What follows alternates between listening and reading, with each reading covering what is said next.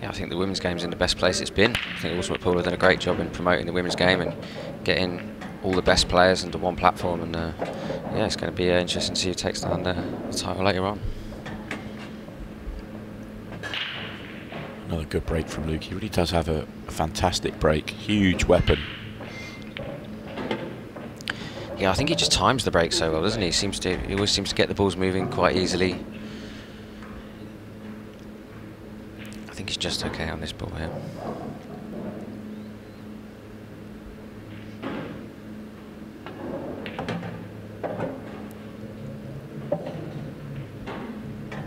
I don't think he's come far enough. Doesn't look happy.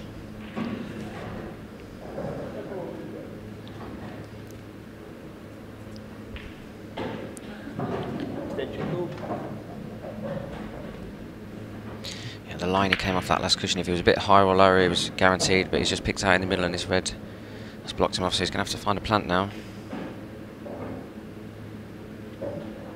Tough shot. Oh, very well played.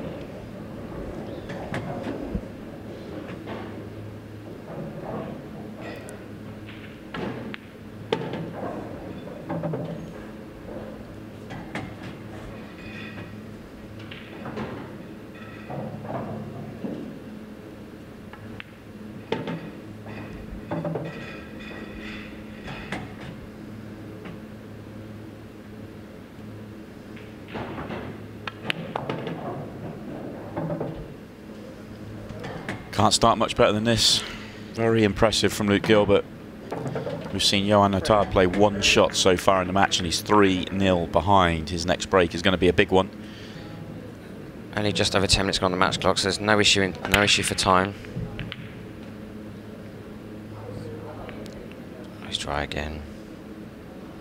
He's brought the cue ball back up dead straight as well again. That's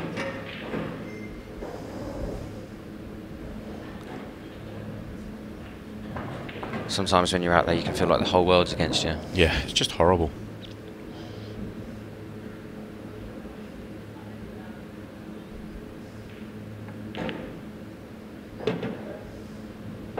Yellow ball's in play.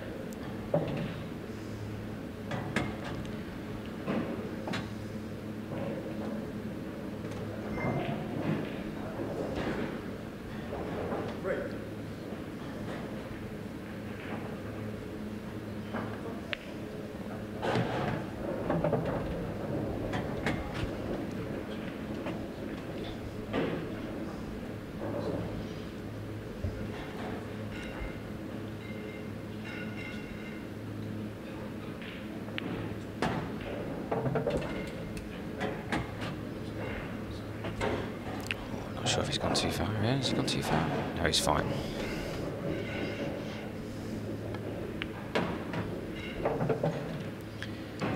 He just had to make sure he picked out the right route there. No work to do, no developing shots, but still got to take them out in the right order. That could have been an awkward clearance.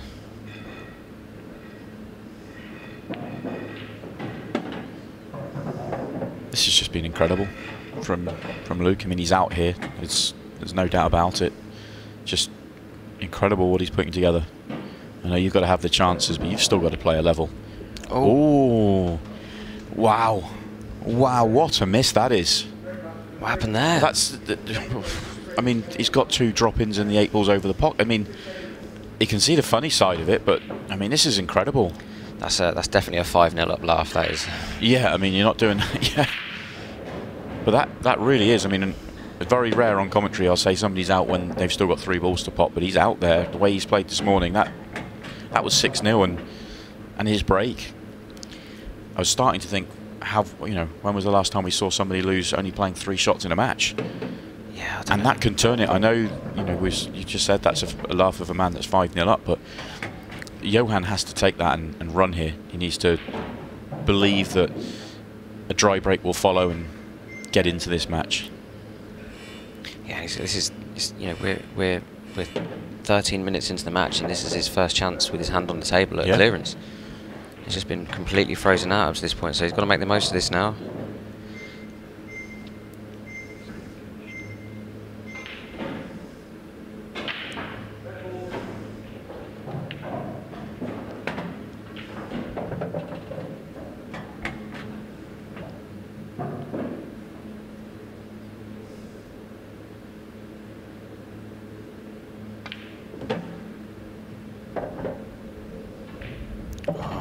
snookered himself. Oh dear.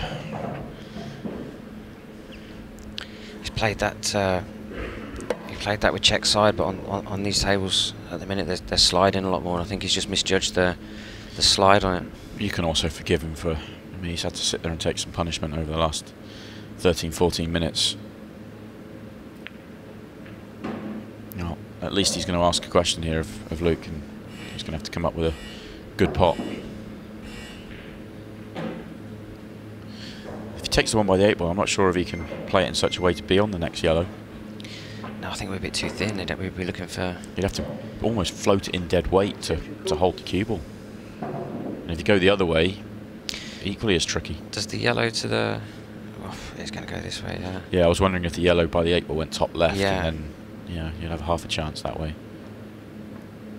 So he's gone to float it in. Well, it's a good result for Luke, though. Yeah, it's going to be the same shot from Johan again as the previous one, I believe. He'll take that, because if he missed it on the other side, he was leaving the red, so... Although Johan is having a look, is there a gap? Is there a gap? God, from this camera angle it doesn't look like there is, but maybe there is. It's only a small bend.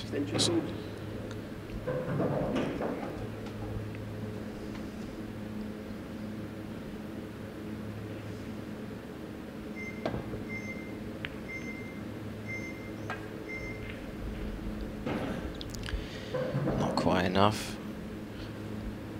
There's one good bit of cueing here then for Luke.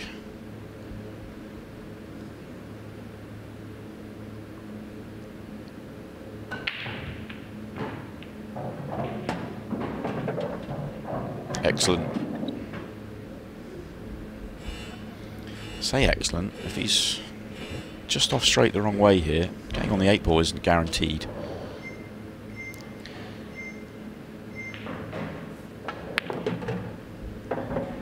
And he's not on the 8-ball.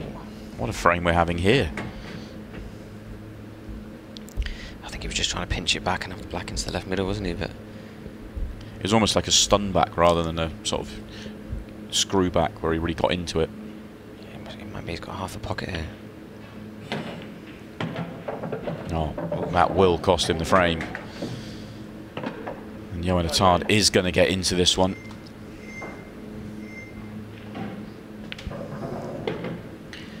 Yeah, strange frame that one. And, Johan's on the board though. Now he's going to want to capitalise on that. Like I say, try and get back in. Luke's break next. Luke to break Luke next. to break next, yeah. Well, Johan, a very frustrated Johan Attard gets us underway in frame 7, and that's dry as well. I mean, it's been a very painful match for him. Yeah, he's just had no luck with the break, really. Yeah, he won't feel like he's played in a match, and I know he won that one frame, and he just needed a couple of shots to get into it, but he's only had a shot in one other frame in this match, and that was from a very tough position after a good safety from Luke Gilbert. So it's just, he won't feel like he's turned up this morning, and he may not get to play another shot. Luke's on the chance here to win the match. Yeah, you've got to feel for Johan a bit. It can be such a frustrating game. Obviously, you can. It's strange with pool because you can play on one table and break, and you can be crunching and maybe making 2 or 3 balls, getting good splits, good leaves, and you can take the exact same break to another table, even an identical table. They just don't seem to split. Yeah, it really is quite amazing how big a shot it is and how frustrating a shot it is.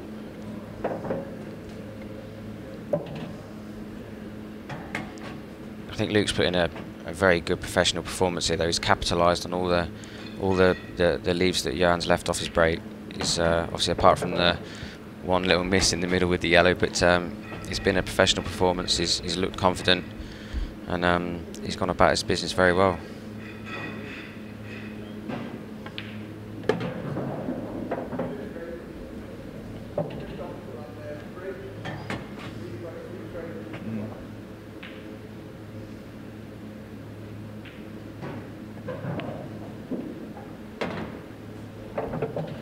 Well, does the red pass the 8-ball, or does he have to play one more shot?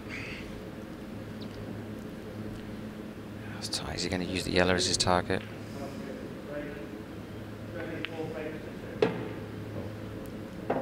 Well, yeah, he did have to play that one more shot.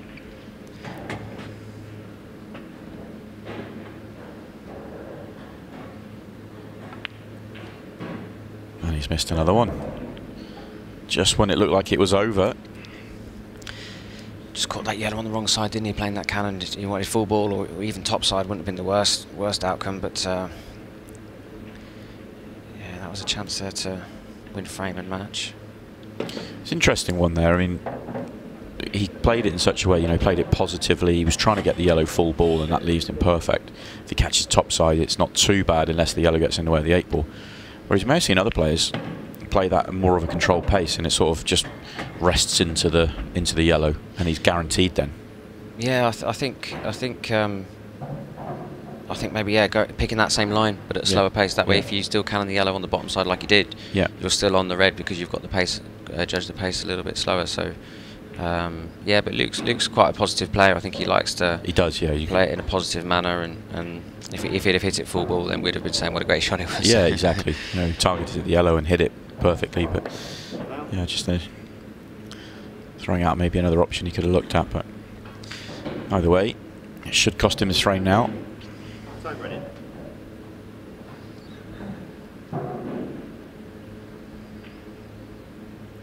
think the problem that Johan has, see, this is off his break. It's Luke is breaking so well, and he has such a big break. It's not a surprise to see him breaking like this. That let's work this one forward and assume that Johan makes this frame and makes it 6-2. It's Luke that gets to break next, so he needs a lot of help to get back anywhere in with a thought that he could get back into this match. Yeah, I think pool at this level is, we always compare it to sort of like tennis and being on serve, and I think pool at this level is very much like that. You have to make sure you win the frames on your break, and if your opponent breaks dry, makes a mistake on their break, you've got to make sure you punish them. I think that's where we're at this level now. So yeah, it's 6-1 down. It's a tricky ask because you need help from your opponent. And obviously Luke's been breaking very well.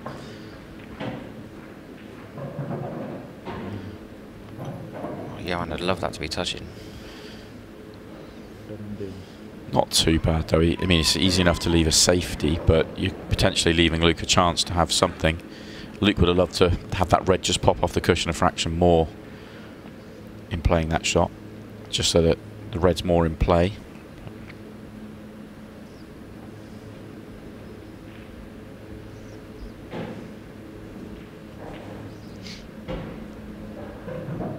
I'm not sure that's enough. Playing a shot like that, because Luke's got his red out now, and Johan's under pressure now. I think it could have been. It would probably been worth the risk on the last shot, hiding the cue ball from the red, maybe risking leaving it just to guarantee yourself a chance to win the frame. Yeah.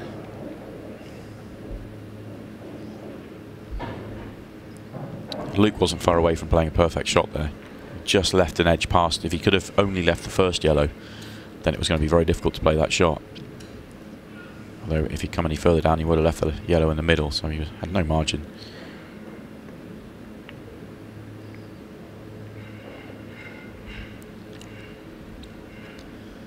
Still won't come easy here for Johan. That little nudge from Luke, he's left it in an awkward spot.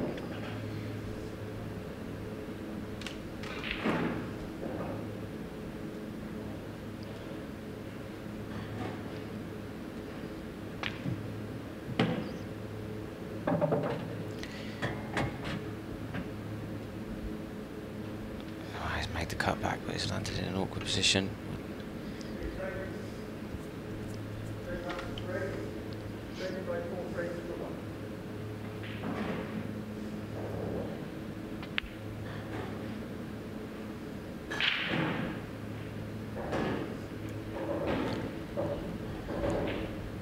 Yellows are in a favourable position now, so you think if Luke doesn't make this red, I can get another frame on the board.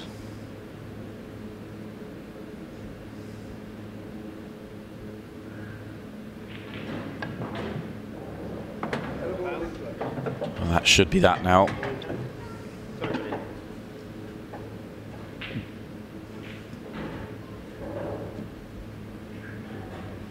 Might just be a sense of irritation for Luke at the moment. There's no worries about it. He's still comfortable in this match. Plenty of breaks to come, and he only needs one more opportunity. But if he'd have taken the first one and even the one before, then he could already be done and dusted. And And that almost gives him an advantage over the, you know, his next opponent, whoever that might be, is simply because he'll have had a nice bit of time to get away, get set again, and somebody, you know, his opponent could well be having to be slugging it out, because the matches will come thick and fast today. Could be the first good run we get to see of Luke Sanjis in his first year as a professional. Very good player from Wales. He's made a ball again, and look at the layout. Yeah, this break from Luke is dangerous, isn't it? It's just, he's had some brilliant splits every single time, made a ball every single time.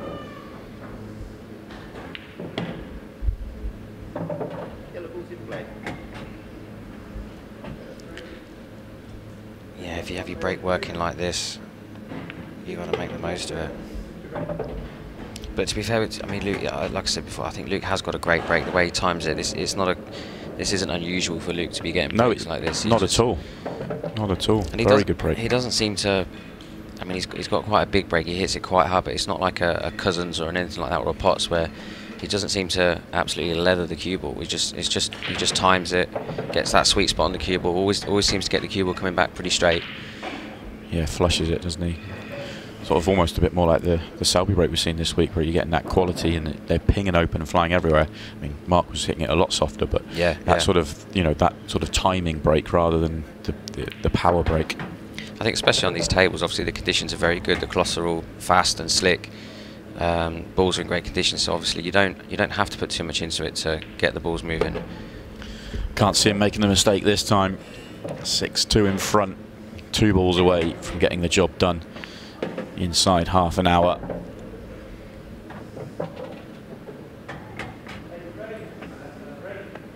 And Luke Gilbert's in the quarter-finals once again. Johan Attard comes forward to shake his hands.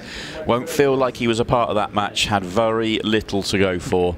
And Lightning Luke Gilbert marches on. And we're talking about the game of pool. Anything can and will happen. Yeah, and it's interesting actually speaking to Luke in the aftermath of that match. Just making it a great break. What a split that is, and it's going to be very, very dry. Well, but you say it was a good break, but it lost the cue ball. It went straight to the side cushion. Mick's break is to hit the break head on and just park that cue ball in the middle of the table. Don't let the cue ball hit any rails or cushions, as we call them. But yeah, lost the cue ball a little bit there. It's going to be interesting to see how this table plays now. The weather's cooled down a little bit. It's only about 26 degrees now.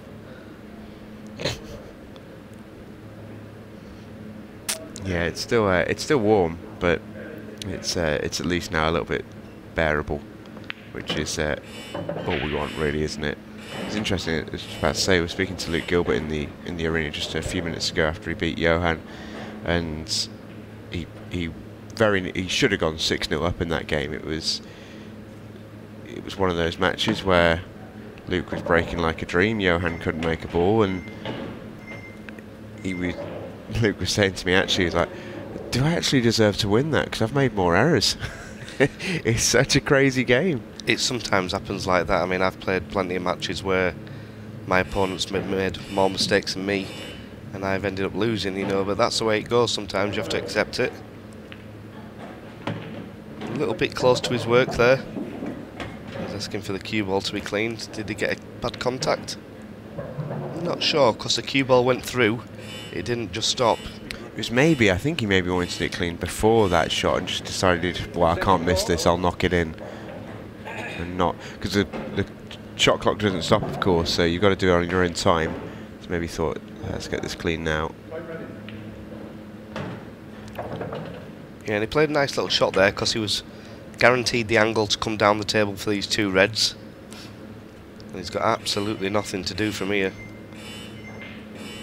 He really can't miss from here. I think every time I've seen Ryan recently, I have been impressed with what I've seen. And I think what impressed me the most was first match of the weekend, Thursday afternoon, absolutely red hot when he's playing Mark Selby in front of a big crowd. here on the 3rd weekend. Some good results, but now he's putting together a proper run. Great result that for him over Callum. Yeah, just look at the difference there. Mick breaks, hits them decent. Look at the split. I mean, that just shows you everything you need to know about the game of 8-ball. Yep. He's brought well. He's really got no clearance on. Potentially could pot the yellow and then play a double and try to clear up, but knowing Mick as I know him, he'll play tactical.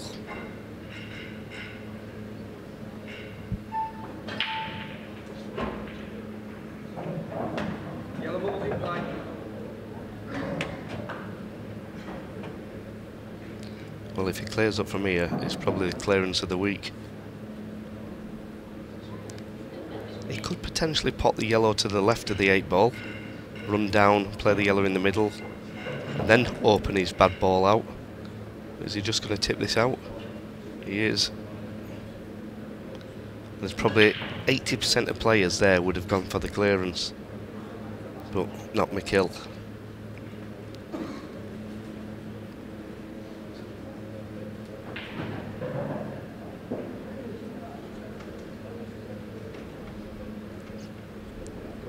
Why is Ryan not clipping off the red and leaving the cue ball next to the yellow? This is dangerous. Very, very dangerous. And that is exactly why.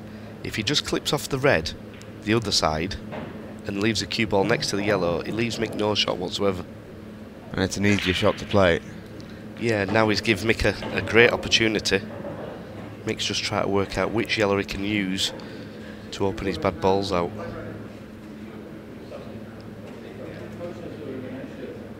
He loves these kind of frames, does Mick? Yeah, this might actually get his juices flowing a little bit. Yeah, because this is where the game of pool becomes the game of pool. It's not all about potting balls.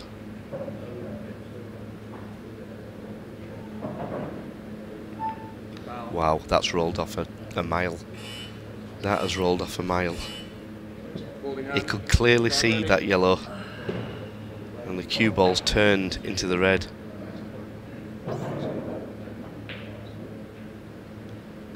And that will really annoy Mick.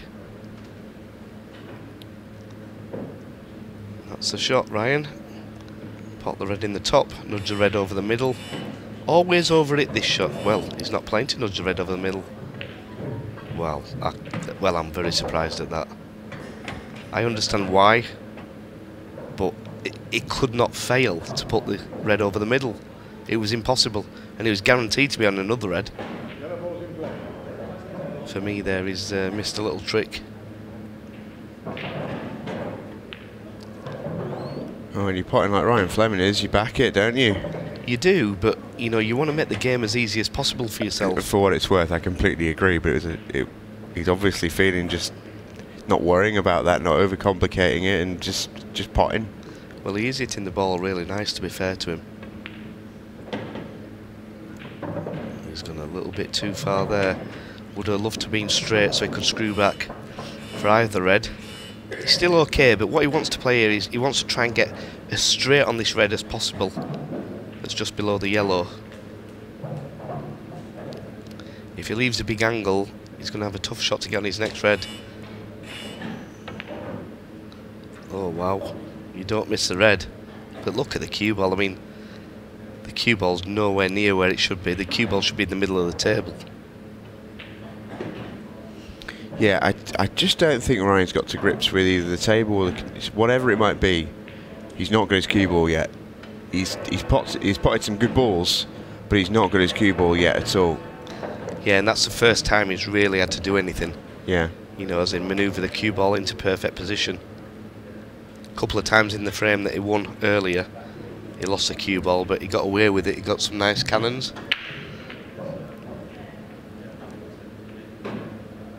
If you watch Mick's cue ball, it's on a string. There's nobody better positional player than Mick Hill.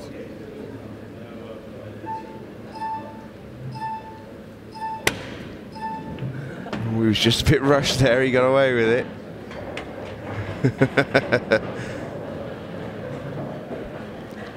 Didn't he have an extension though? No, he'd already used it. Right. I think he used it to play the safety shot at the start of the frame. Well, that was a bit of a waste. Absolutely. He's still okay though, he can pot this and screw back for the gap.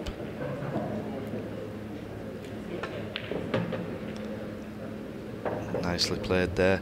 Could have done with a couple more inches on the cue ball, but he's okay. Needs to drop this yellow in dead weight, unless he's punching it through and bring the yellow out. Nice shot there from Mick. He's probably going to play another little soft cannon, or is he going to play the yellow in the corner? He's going to play the soft cannon. Yeah, judged it well.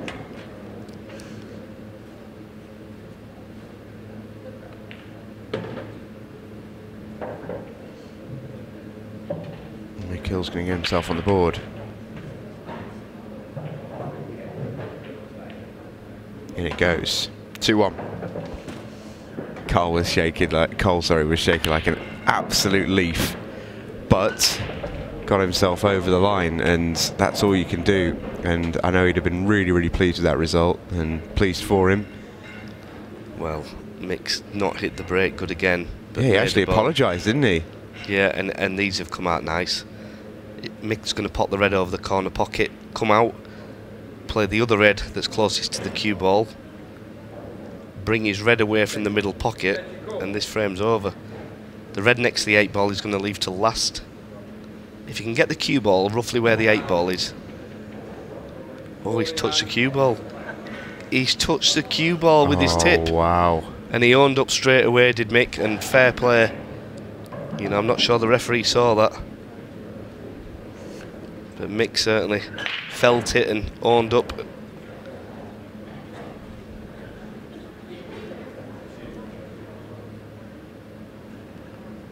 We'll be able to show you that in just a moment. Could be a huge moment in this frame. Yeah, and he's got ball in handy. I'm not quite sure what he's thinking about. He's got to go reds. I'm hoping he realises he's got cue ball in hand anywhere on the table. Well, just put the cue ball. Yeah, he does. Just put the cue ball as a plant and play the plant and then knock the other red out. Well, he's playing the red now, but well, has he missed it? Oof. Just Off the side cushion. Here was the Mick foul. Well, he touched the red with his hand. It wasn't the cue ball, it was the red with his hand. And the consummate professional that Mick is owned up to it straight away.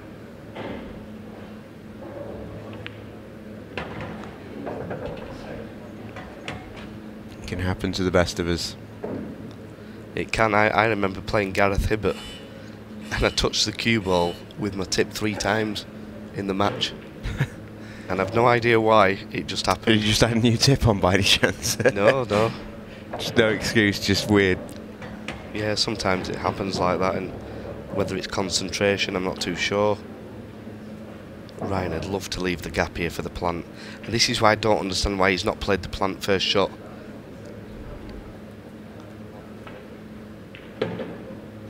Well, he's played that well. He's played a great shot there. Still got to play another nice little shot to get the cue ball out. It'd be very wise not to try cannon the yellow here. Just pop the red, come off the side clutch with the touch of left hand spin. Bring the cue ball into the middle of the table. Either wants to be straight or just off straight. Wants to avoid the yellows.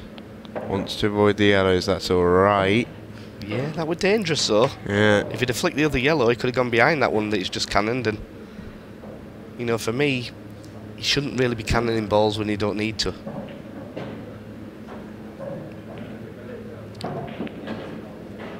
There you go. Oh, he potted that thin. There and you that's go. cost him. And that is all because he's not landed straight on the red. If he lands straight on the red, he can't fail. You know, and it's unforgivable, that is. Yes, he's had a bit of a bounce off the side cushion, but... Like he pots it in the heart of the pocket, he's still on the 8 ball as well. Yeah, and he still may pot this. He's going to get the 8 ball close to the pocket. He's got it. Can you believe it? You know, there's so many people. Oh, wow. So many. I think he's tried to hit it too hard. Let's have a look at this one.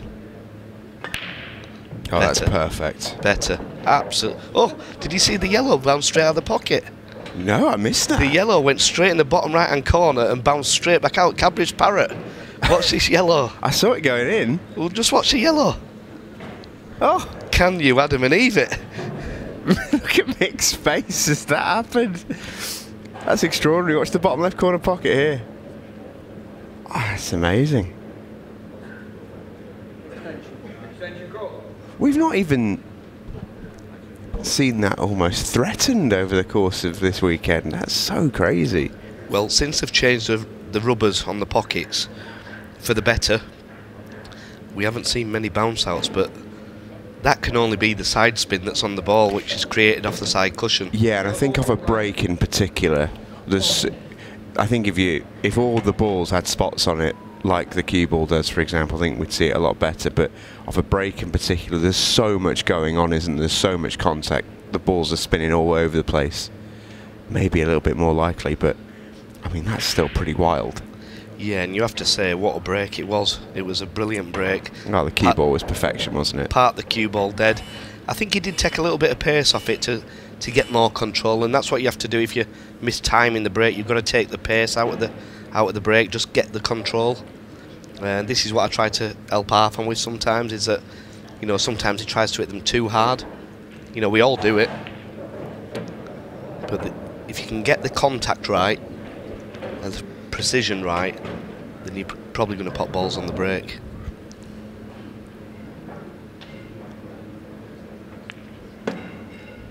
If you just look at the way Mick goes about a clearance, it's absolute pinpoint. Every single shot is pinpoint position. Here he's telling himself, whatever you do, don't under hit this ball. If you over hit it, you're fine. And he's over hit it. It's okay. It's not the end of the world. It's not brilliant, but he's okay. Yeah, just by overhitting it by so much, he's giving himself a little bit of work to do, but there was nothing for short there, as Mick would say. Yeah, and he's a keen lover of that, especially when he's coaching players. There is always an option to over it or under it a shot. Is he going to try and cannon the 8-ball? Oh, that's no good. That's no good, Michael. You can see him there, just throwing his head. Well, he's fluked it, has he? He's fluked it. Oh, wow. Wowee. No wonder he's a 6-time world champion. Look at him, he's fuming. He's absolutely raging with himself. He's a perfectionist on the pool table. Yeah, making that almost annoy him more, I think.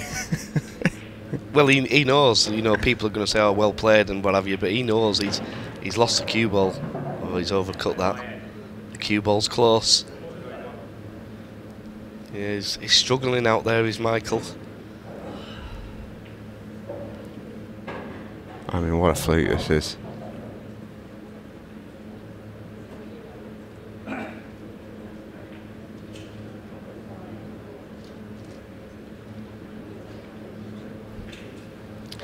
Yeah, and Ryan will be delighted, to be fair.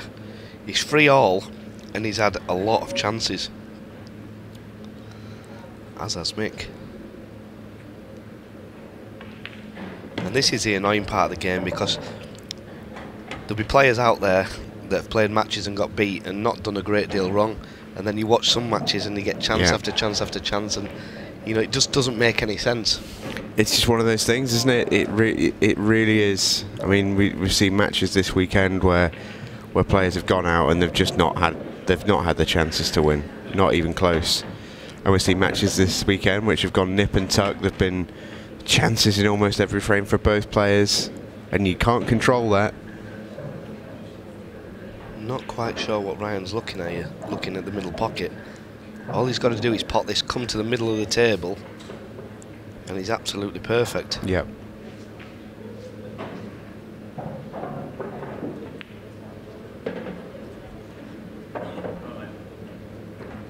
If he's straight, he can screw straight back, but obviously just off angle. I think I'd be playing the cannon here. I wouldn't just push this through.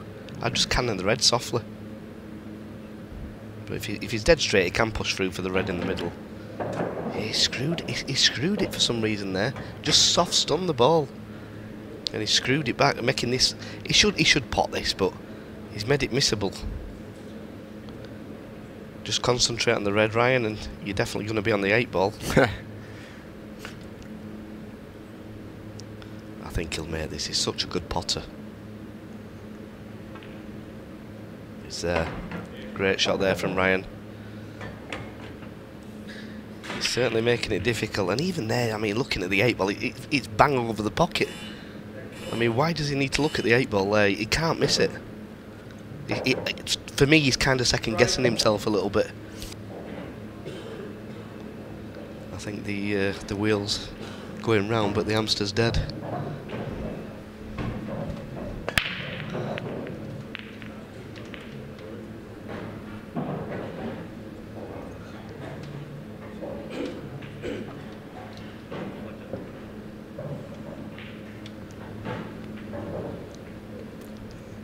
Never known a man have such a way with words as you, Christopher.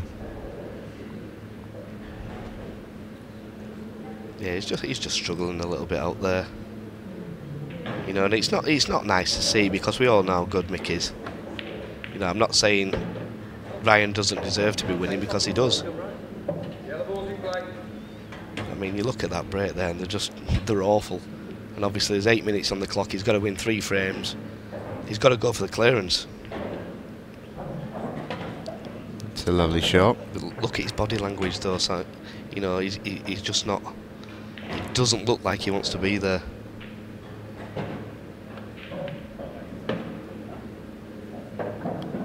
Well, this will be an absolute miracle clearance if he gets these.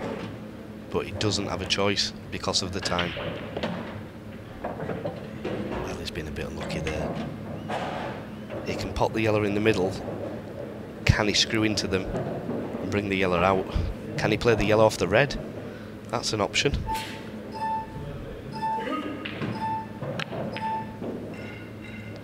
Not to be. Has he fluked one? Not quite. It's not the worst result, I'll tell you that.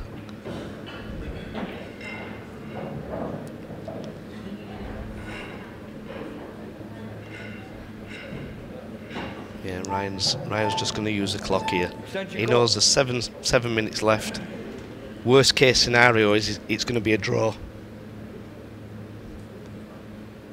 But he's just going to run the clock down.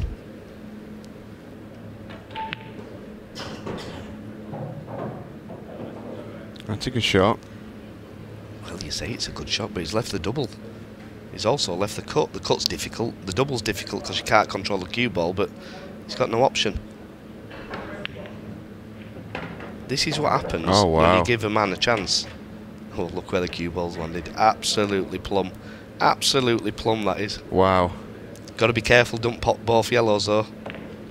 Well, he could hold it. He's back in the game. And that was because Ryan run the clock down and just thought, well, I'll just leave him the double. Not easy to get the 8 ball here. Nice little shot there. Could have gone wrong. Played into the gap. 6-4, 2 away.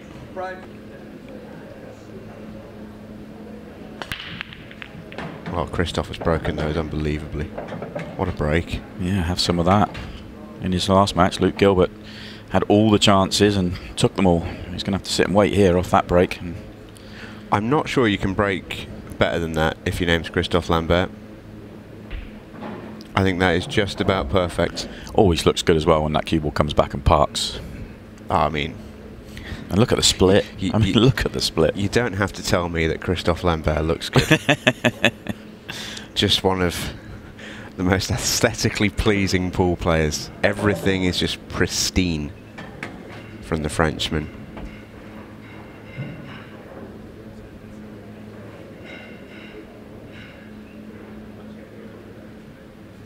You know, he's been one of the main players really in the last few years with Ultimate Pool.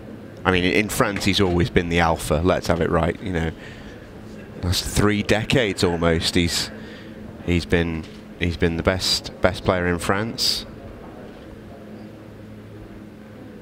And there's not too many better.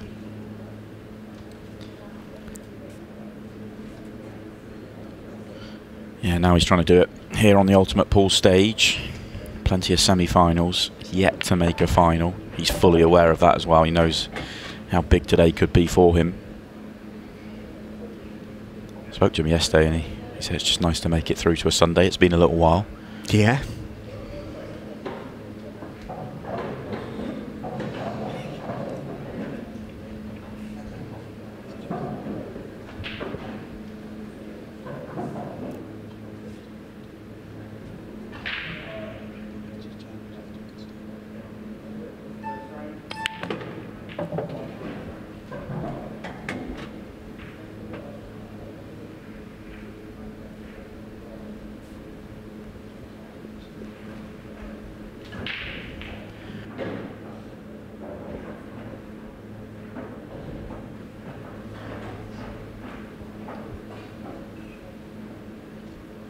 Key shot here for Christoph. This one can go wrong. Doesn't want to leave the wrong angle. Doesn't want to leave the wrong angle, and he's just about okay.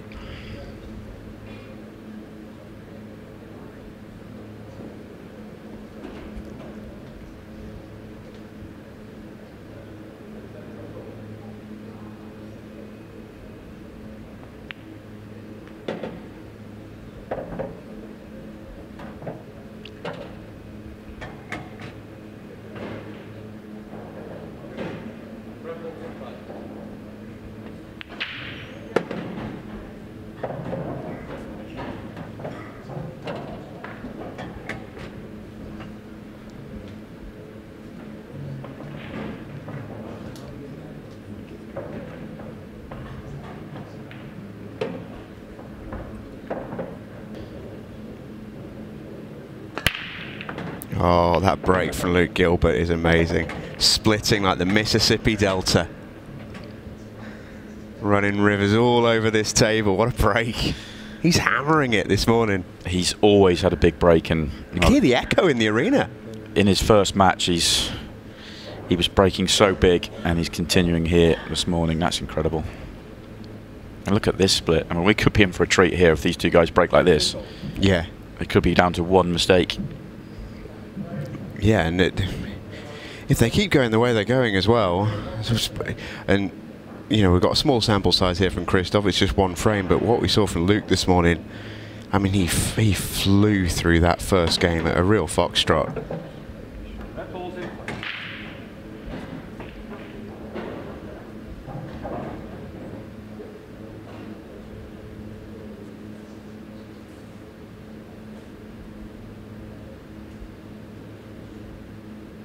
These reds all there for Luke. It's nice to actually do a game together, Simon, to be honest. I must say, I think it's our first one of the weekend? Second match of the weekend. We did do Gareth Potts versus Mark Selby on the weekend. Oh, we did, yeah. That was a little treat. We do get to spend a lot of time in the commentary box together, but not of these weekends. It's nice to do one. It's just nice to tear you away from the golf, to be honest. I know the US Open's on, you've been keeping a keen eye. Late nights and early starts with a golf on. Yeah, it's difficult, isn't it, in the hotel to keep sort of everything in tune, but we need to have one eye on the cricket, one eye on the golf, one eye on the pool, one eye on each other, one eye on what we're eating next. So what you're saying, there's a lot going on. Yeah. That's not worked out well for Luke. It's an interesting one here for me because Luke's played so well in his previous match, absolutely flying. And you want it just to continue, and he's had a little bit of a break, and immediately his first opportunity, he just let himself get into a little bit of a problem, and that's caused him an in-off, and staring 2-0 in the face now. And in the cue ball goes.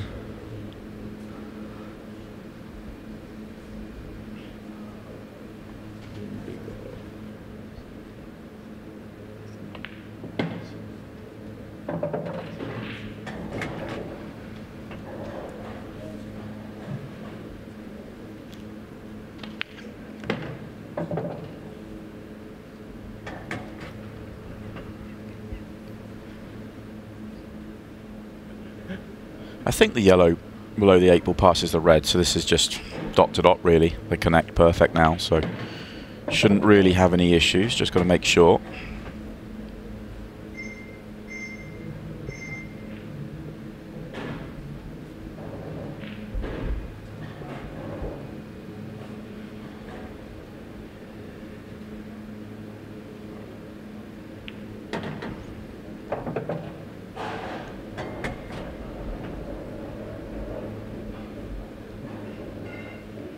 Might be tighter than it looks, the way he was eyeing that one up.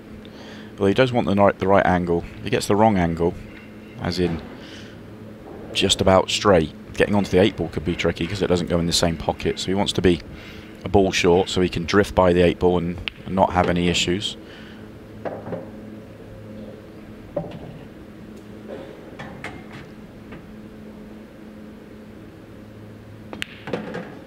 Oh, he's played that well. Yeah, he was probably half a ball away from being able to float it across, so has to punch it. He did well to get it there. But this 8 ball for 2-0 for the Flying Frenchman.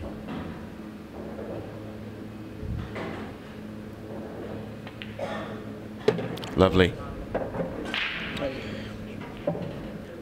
And Christophe Lambert is not far away either from securing passage through to the semi-finals. He's 2 frames away here with 20 minutes on the clock. It's another great break. Is he going to be dry? Yes, he is. Luke Gilbert needs to find a way to get going, and he needs to do it now. Get to see whether Luke Gilbert leaving the arena just to freshen himself up has reset his thinking. Remind himself he's very much in with a chance of this match. Okay, the first half it's not been what he wanted, but he is capable of putting the runs together. He has the break as well to really give himself some chances. He just needs to find the rhythm that he showed us earlier on. The problem he has here, red on the right hand side, is awkward. 2 together on the left, also awkward. It's not an easy chance.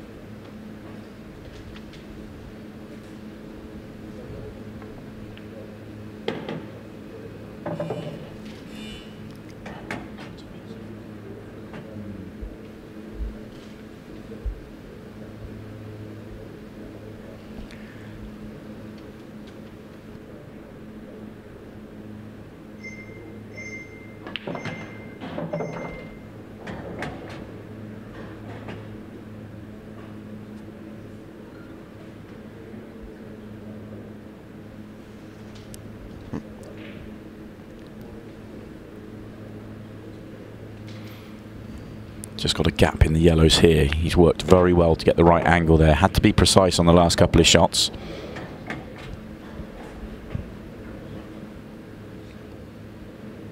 Still the red on the right hand side. I'm not sure what his plan is there. Was he thinking about taking one of these reds long and then using the other one to play off it, or trying to get straighter on one of the reds to play off the other red to pop it onto the right hand side? Not ideal.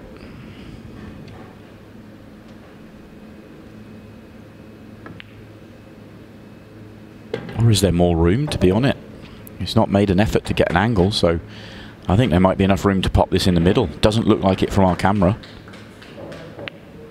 There is. What a finish this will be.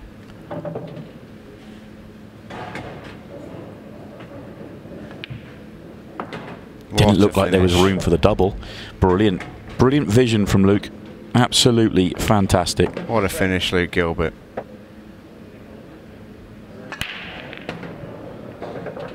Eight ball might be in again. No, it's going to stay up. This is a great chance. This is just what Luke needed, heading into the 15-second shot clock. You get the sense that if it is going to happen for Luke Gilbert, the 15-second shot clock is going to need to be his friend. It's not usually Christoph's, which can be a boon for Luke, but it's not usually Luke's either. He's got to play really well, and he's got to play really quick, and he's got to put the pressure on. Great chance here for a quick clearance as well, just to turn it back over. Needs it to run. I think he's just okay. It's tight. He can see up the table. Yeah. So it's not the end if he can't. Oh, he's having to bend it. He's having to bend it. Great shot. Good recovery.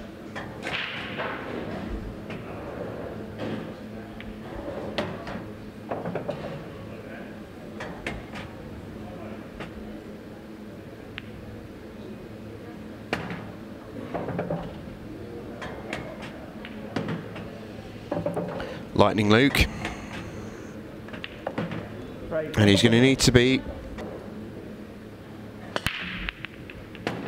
Excellent. What a break. Better than excellent. Oh, they're flying in everywhere. Oh, no. Look where that cue ball ends up. Yeah, Best break he's hit all weekend in terms of balls flying in.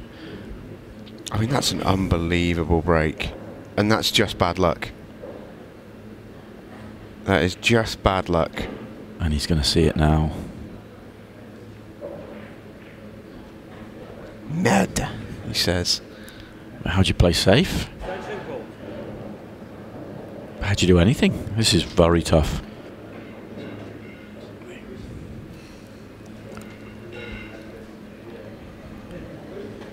Can he see enough of the yellow just to take the double on? If there's no safety, you go full-blooded here, make the double, win the match.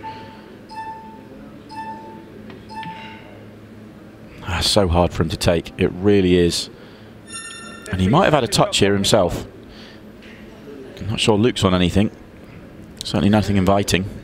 Do you take the red into the left centre? That's such a tough shot. I mean, if it goes in, it's a frame winner. From here, it just doesn't look...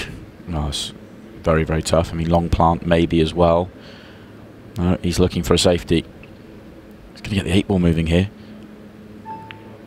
Oh, he's going right centre. Oh, and he's missed it. That's going to be that. It has to be. Christophe Lambert should not fail with these. The only thing that might catch him out is the shot clock, and he's wary of it. He's worried about it. And it's so wide open though. He just don't allow that shot clock to come into play. Don't go for a wander. These are there. These are dot to dot for a player like Christophe.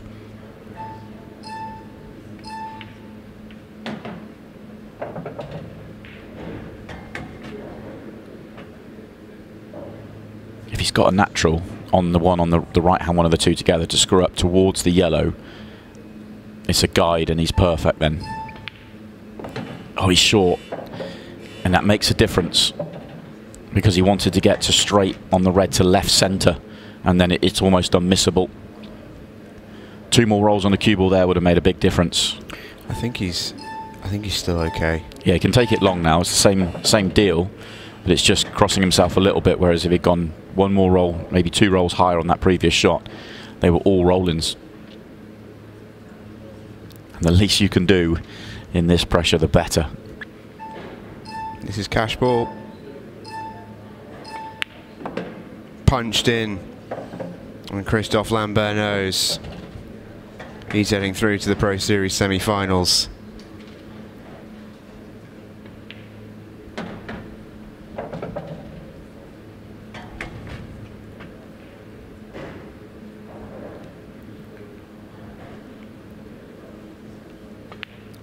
Christophe Lambert is a Pro Series semi-finalist once again.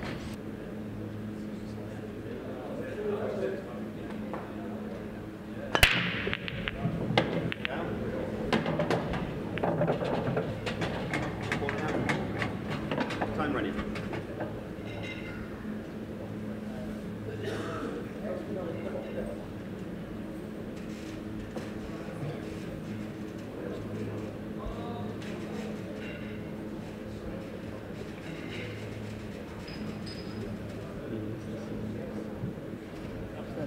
Extension called.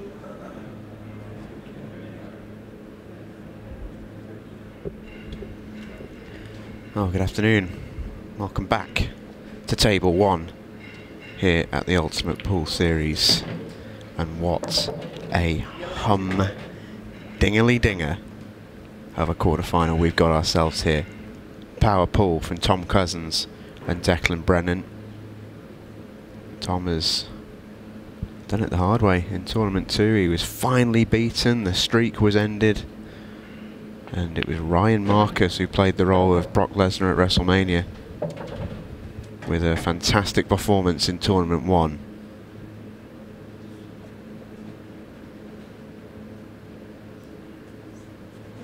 Spoke to Tom afterwards, he just said fair play, Ryan played brilliant. Sometimes that is all you can say, but he's gone again in Tournament 2 this weekend. He's knocked out Mark Selby in an unbelievable game, fantastic spectacle.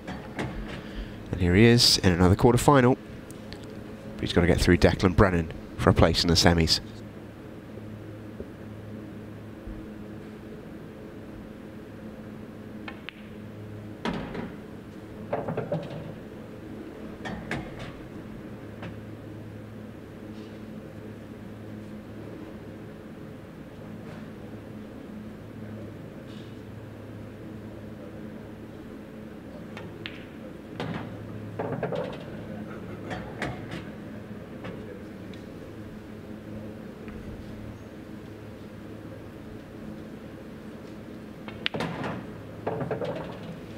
Declan is not hanging about here.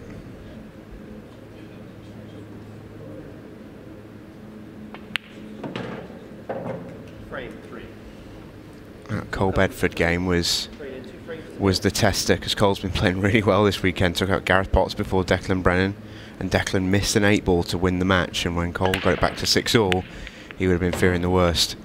Tom puts his hand up because that cue ball was tracking in. That sort of highlights my point. He's favourite in those matches. Yeah. And this one he's not. It just changes things, and whilst he's still, it's, you know, the top guys, they don't fear anybody, but he knows to win this one he's going to have to play, you know, a very high level. Tom Cousins has come through Mark Selby, Jimmy Croxton and Carl Morris to get to this stage. As, one of my favourite moments of the weekend was Tom Cousins' reaction to some Carl Morris, what should we call it, gamesmanship, just trying to get in his ear a little bit, and Tom Cousins just being friendly, wasn't he? Just being friendly, having a chat. Just been friendly. Tom Cousins gave it as little shrift as I've ever seen a human give. One of the things I've enjoyed most out of the run that Tom's been on is the fact we're getting to see more of his personality shine through. We've done quite a bit of filming with him in different ways, and actually getting to see it, and he does make me laugh. Yeah, he's a funny guy. Those who maybe sort of just see him pop balls mechanically on a table might not see that shine through, but he's very dry and very funny. He's got an angle here to maybe go into the 8-ball again. He tried to on the last shot. He's going to ignore it though. Wonder what the plan is. He will have one.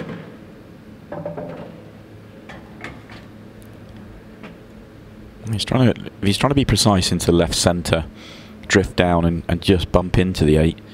It's a risk, because if you catch the wrong side of the 8, you're on nothing. But you've got to move it at some point. Well, he's got a lovely angle here. He just has to cannon the 8-ball, not full ball, and I think he's okay. Yeah, but as we look at it, almost 3/4 ball on the left. He's got to be really precise here.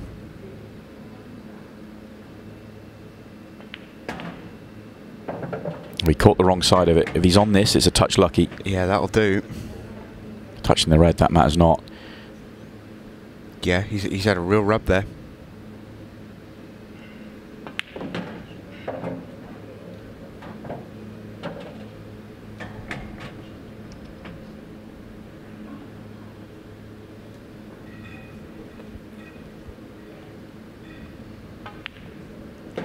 Cousins on the board.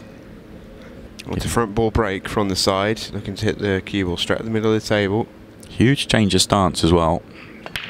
Really trying to get... Oh, the last cue ball was getting close to that pocket. This one doesn't get bumped out the way. That's the same break. It's exactly the same break. It's hugely powerful. Yeah, he's got so much power into it, but the cue ball's on exactly the same path. I mean, this split looks fantastic at first glance. Declan just has a look back. I think he's already getting himself comfortable for at least a frame, if not more. Yeah, you almost think, right, okay, I'm back at the table and I'm 4-3 down here. He's going red, so there's one red to think about. That's it. And he's got other balls that around it, allowing him to solve it fairly easily.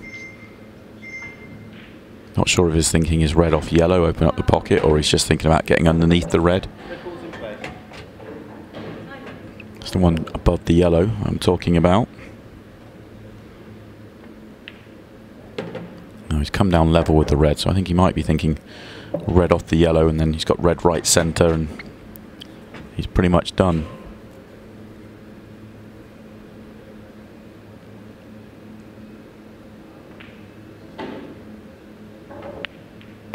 No, had the natural just to bump into the red instead. Same deal though. Exactly the same deal. Beautiful control.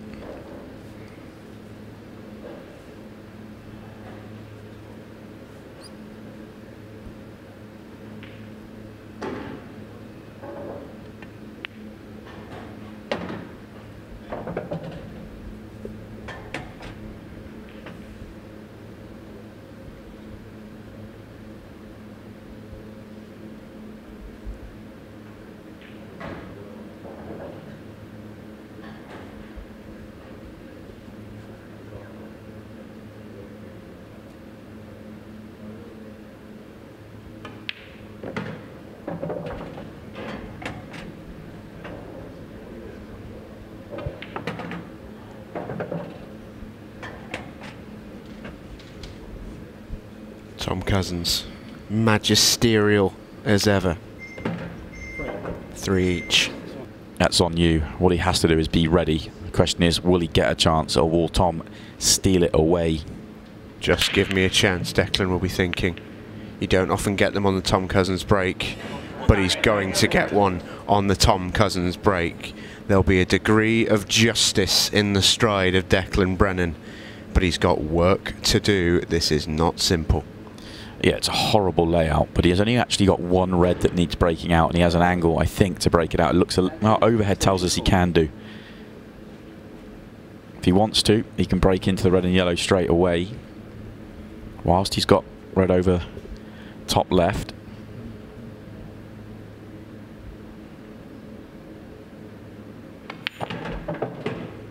That's perfect. That'll do. Hampered queuing on the next shot, yes. But he's on the red to the top left. Now it's in his own hands. You can't help but feel that a slight bit of justice has been served. Just that he's got a shot in this frame. Yeah, with you. Oh, he's snookered himself. Oh, Declan. The poor gods giveth, the poor gods taketh away. Wasn't that easy because he was hampered. It was so hard to judge.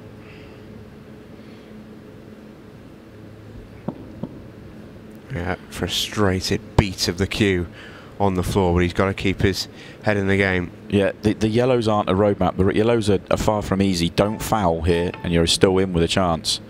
And it was hard not to foul. There's more mileage in this frame yet. Those two yellows together, yellow on the bottom cushion. There's plenty in this.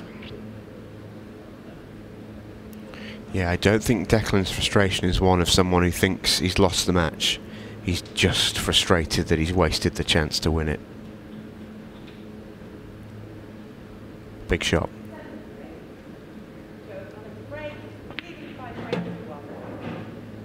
Oh, Tom's missed his cannon. Now we have some mileage. TC. That's unforgivable. Cue ball in hand to line up the cannon. And that's a big miss.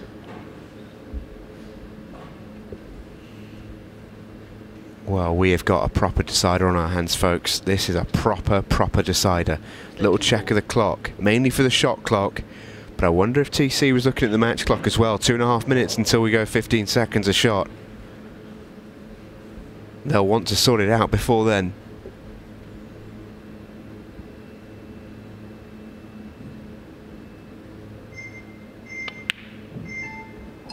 In comes the miss, and Declan Brennan has the opportunity.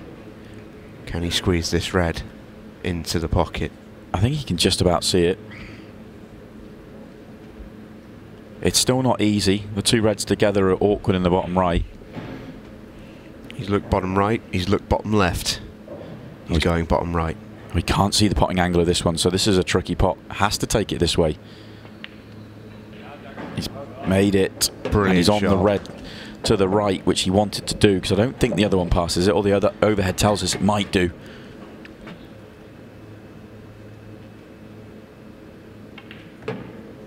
Now it's in his own hands. Now it's just hold your nerve.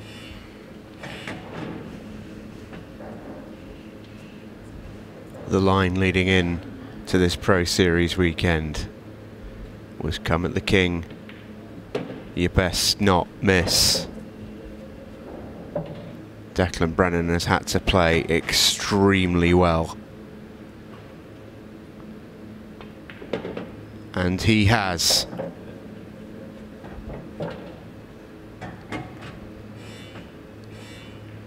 His supporters watching on, they will be delighted with that. A punch of the fist from Declan Brennan. He is once again, for successive weekends, a Pro Series semi-finalist.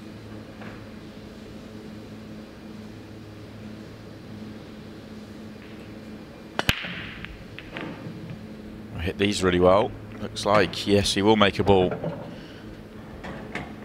A decent layout for him here.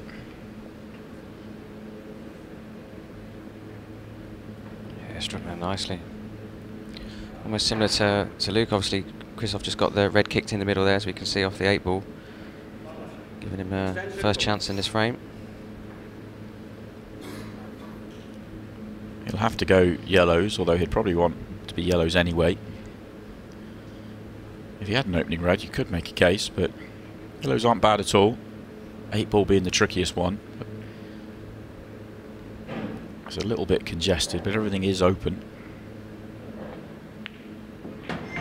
Yellow ball's in play.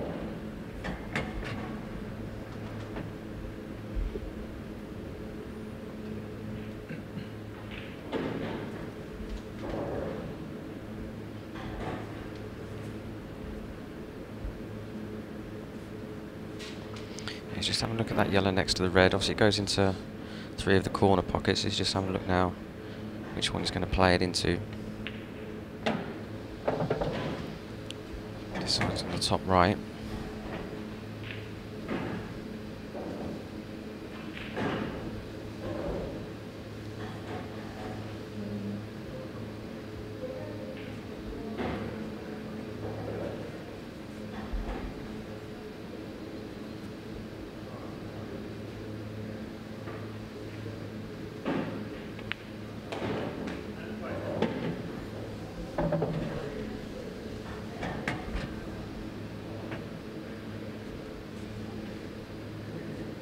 If he goes right, bottom right corner, plays on the one into the centre and goes up, he's leaving the one nearest the triangle area as last ball. So he's got to get a good angle on that one to get onto the 8 ball. It wouldn't be the greatest choice, but it's the one that fits the route.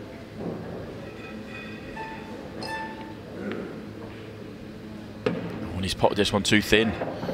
Potted that off the thin jaw. Cue ball's gone too far, and first mistake in the match for Christoph.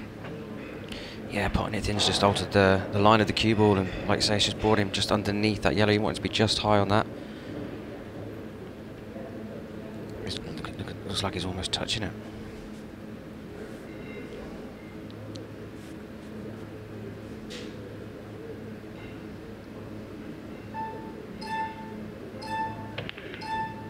And for a very tricky plant, and it's not landed for him. So first chance goes for Christophe Lambert. We get to see Luc Sangeys for the first time, and Christoph forgets which side of the arena he is sitting on. I've seen that a few times this week, it always makes me laugh. Yeah,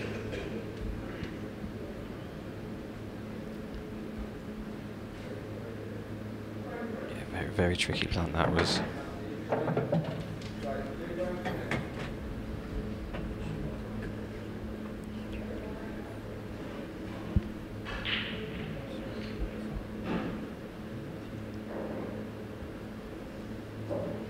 This isn't a bad layout, they all connect quite nicely. He's just got to make sure he keeps his cue ball under control, gives himself the right angles.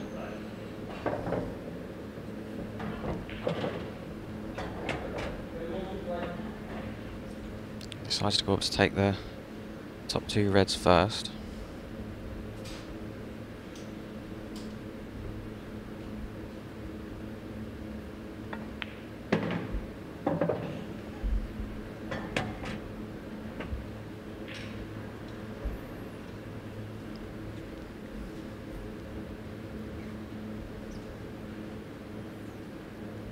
Needs a good angle if he wants to take them both into the centre pocket, but no problems if he wants to take one of them long. And he probably will now. If he's absolutely straight on this, you can just drop it in.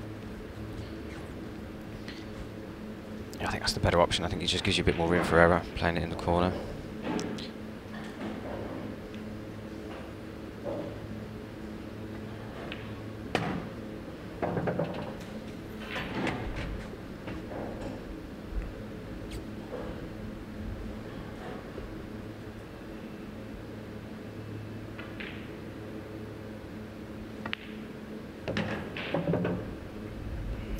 One good bit of cueing and we'll be all square.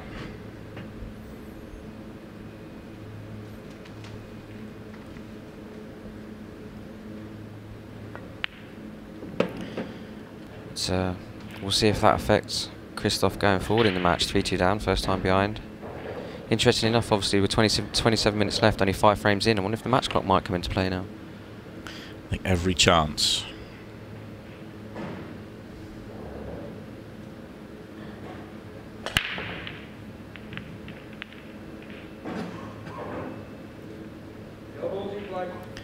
Yeah, the try break following the big mistake. Chance for Luke to get some separation for the first time. He didn't quite get as good a connection on that one, I don't think.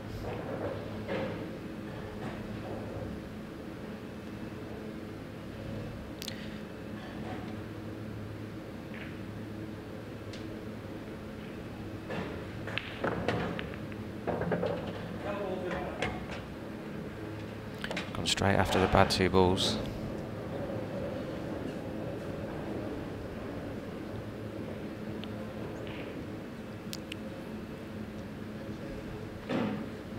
Luke would love to find a way to win this frame, open up a 2-frame lead and keep that pressure up on Christoph now after that missed black.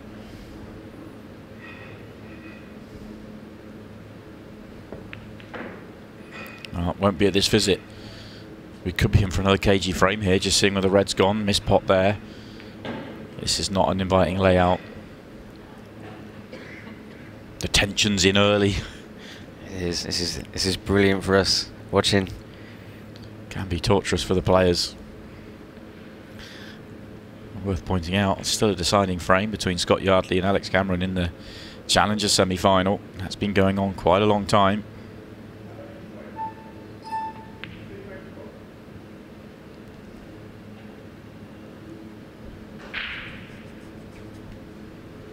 Missed the double, not the worst result for Christoph, because that was full-blooded. That really was absolutely full-blooded. Look what he's leaving on there. If the red at the bottom doesn't get tied up, they all go. Still expect Luke to go for these and get them. It's only one shot to break it all out.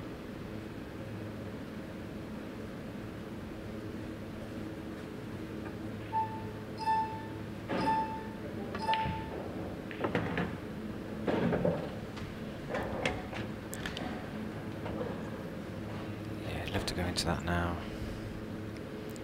Just got to be a little bit careful because there's a chance he could knock the yellow out but then put it back in off the top cushion.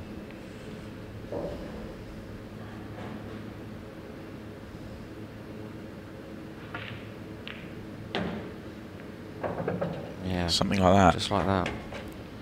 To be fair, I think it was so thin, I think he was struggling to take the pace off it. But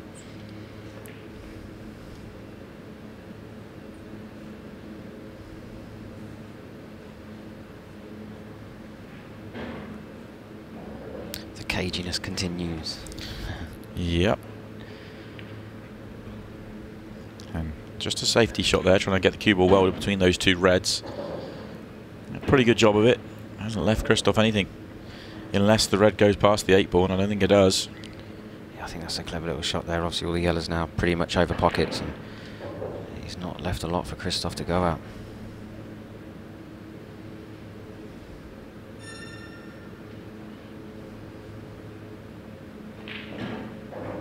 It's hard for Christoph as well, because obviously that after that miss on the black in the last frame, all you want is a chance to be able to try and take out a clearance, and and obviously he's not had much to go at this frame. Oh, he had a gap. That's a brilliant shot.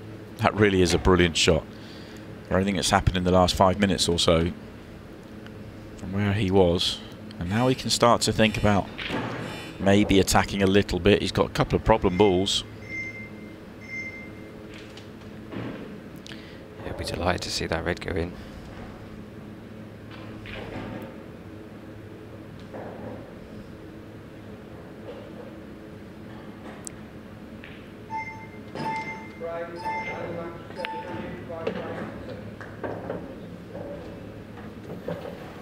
Oh, is he on anything? He's looking down the cushion here at the 2 on the right hand side. I don't believe either of those will squeeze in or open up the pocket or anything, and the one he's nearest to won't go in. Well, it doesn't look like it'll go in top left. He's lining it up. Yeah, that doesn't look like he's got a whole pocket.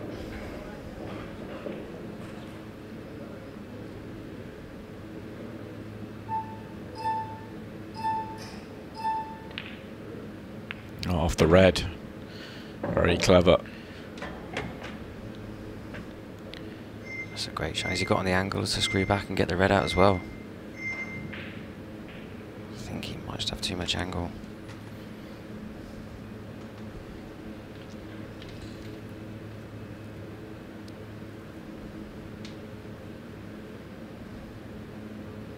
If not, could he double the red now even, maybe? Yeah, I think a double's now looking likely. I agree with you, especially with the one top left now.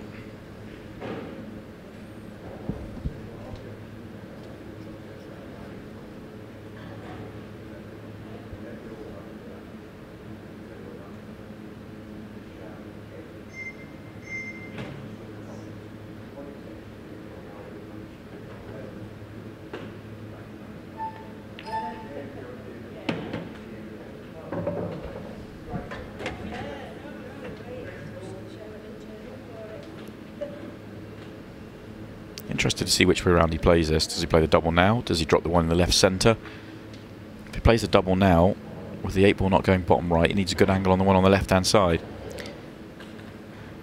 And if he drops one on the left in first, it's going to be still just as difficult to get on the 8 ball. I think he's going to be looking to try and leave an angle similar to what he's got now, so he can top the red through and come back across. But this is a bit thinner, I think, than he'd have liked. He maybe even double again.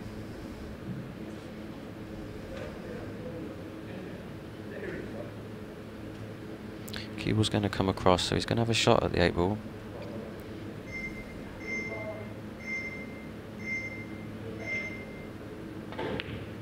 Did go the double. Great shot. Now, Christoph missed a bad 8 ball in the previous frame. He's now got a trickier 8 ball in this one.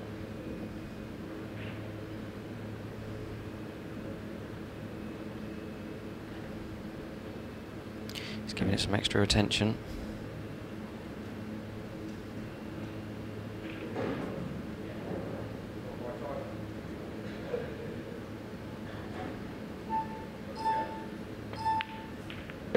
Oh, in it goes. In it goes. Very good break if he gets one. Yeah, he's had to wait just a few extra seconds there, so the break wasn't brilliant in the end. So they're not bad though. But now they can go. It's a good split. Make your mind up time. I think maybe the shot to the middle was still the right one, was it? It's going to be okay though. It's going to be a solid time here. Stun, stun, stun. Oh, he's out to top spin.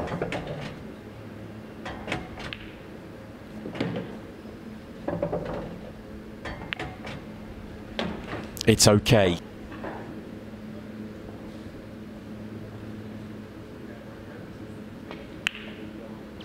A little bit firmer. And the split is good. Mind your work time here, Christoph. Oh, this could be quick. This could be very This could be very quick. Wow, this is very quick. He's thrown in the towel. Luc Sangeys comes up just short. It's Christophe Lambert, the French superstar, that makes it through to the Pro Series 6 final. As we see Declan break off here. Watched Declan earlier on. He played fantastically well against Tom Cousins. You have to play fantastically well against Tom Cousins if you have designs on beating him. And he was breaking very, very powerfully. And that's the break he's looking to hit. The issue he was having against TC, it's quite often that cue ball is just tracking northeast towards that top corner pocket. But that first break is a good one, and it gives him a pretty solid first look at these yellows. Yellows are the ball because the 8 ball is guarded by so many yellows. I think it'll pick itself apart. Yeah, he's just trying to avoid traffic with this clearance, and to be honest, the break actually reminds me of the one he did in the decider against Cole in the earlier round this morning, in terms of the fact that it's just about keeping the cue ball on a tight leash and just making sure that you're not going to make any simple errors.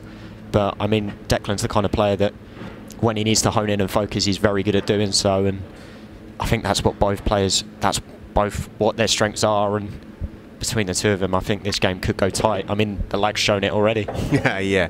Well, if it's as tight as the lag is, then we're in for a real treat. I think both of them will be hoping it doesn't go as tight as our first semi-final. Neither a massive fan of the 6 red shootout.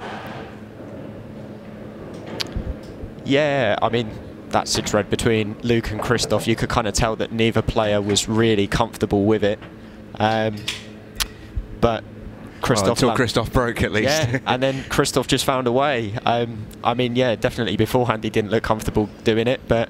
Christoph's such a strange character, because we were having a bit of a joke after the interview that we just did there, and he said, it's the other way around this weekend. For me, I'm usually nervous about the interviews because he doesn't think his English is very good, and he's not nervous about the pool, but he said he was confident doing the interview, and in the pool side of things, that was where he was in Threadsville.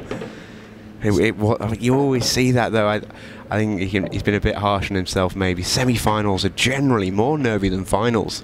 Yeah, because you know you're so close to doing something that's massive, and I mean, a lot of snooker players always say it. They go, "Oh, you always remember the final, but not the semi-final." But I mean, even if you go back to snooker backgrounds, you talk about the Worlds and, you know, the Ronnie and Selby game from a few years ago, and it felt like a little bit of a sort of a real moment for Ryan, because he's a really young player making his way in the game, and that is the sort of result that just says, okay, I'm on the right path. And it probably gives a lot of people confidence that when they draw Tom Cousins, it's not impossible to beat him.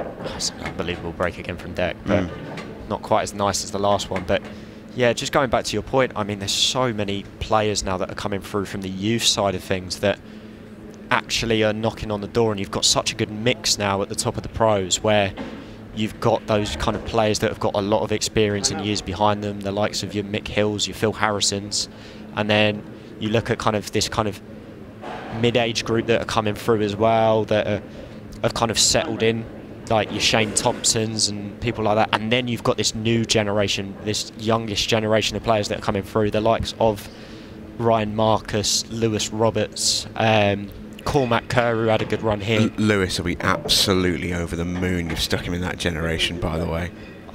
I think he is. Like, the only issue you've got is looks-wise. Absolutely, he's just in his 40s. You are kidding me. Well, there you go. Well, you learn something new every day, don't you? There you go, mate. Yeah, Lewis, I've done you a favour there, mate. No, he's done himself a favour. Drop the skincare routine. Oh, that's really annoyed me, because you've just made his day in a serious way there.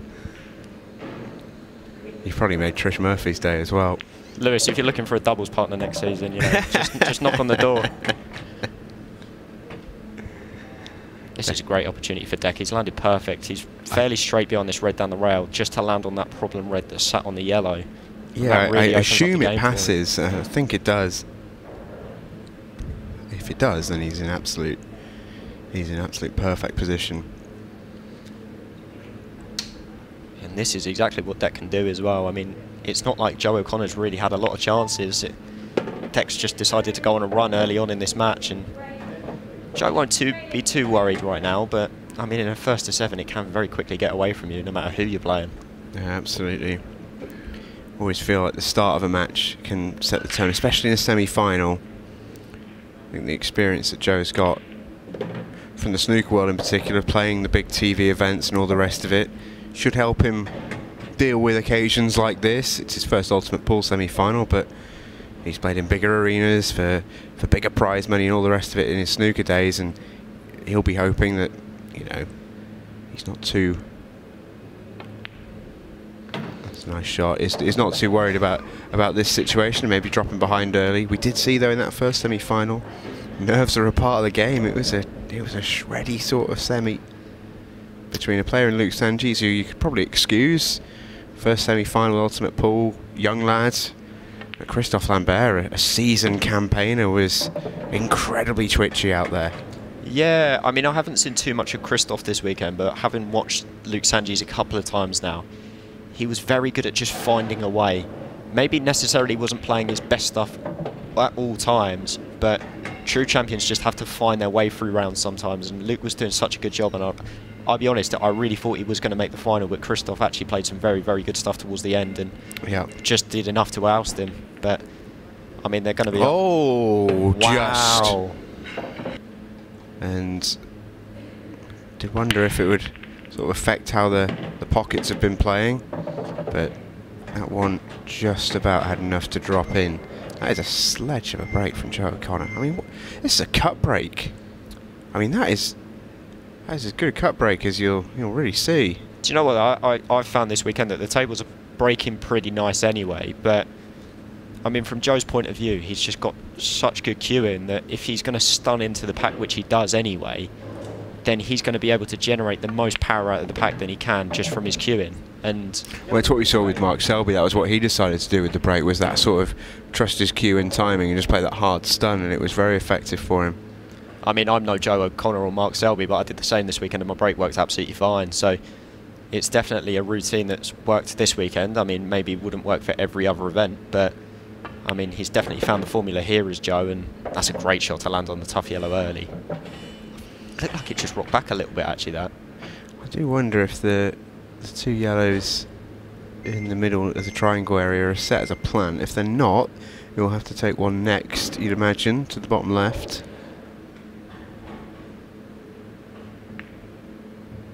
He played to hold it. Great shot.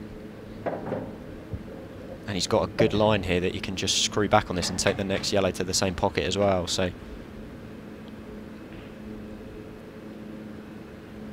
yeah, this is a good opportunity for Joe to get his first on the board, and it's a good time to get it, to be fair. You don't want to start falling 4-0, 5-0 down, because someone like Deck just having to win 2 or 3 frames, even if you win your own, you're not guaranteed to get back and get the opportunity. He's just tickled that cue ball through far enough to set this one over the right corner pocket. It's a nice little route he's got himself here. Wondered if he might take that to the left centre, but just going to stun up now for the 8-ball waiting in the top half of the table. It's nicely worked out, this from Joe O'Connor.